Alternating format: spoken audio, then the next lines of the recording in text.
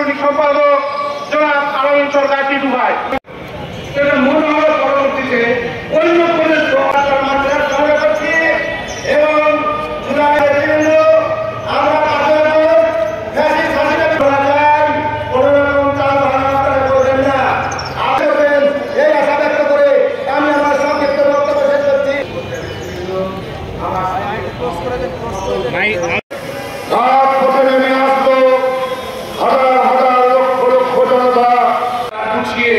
কিশোরগঞ্জকে সবাইকে সাথে নিয়ে উপস্থিত হয়েছেন, ধন্যবাদ জানাই।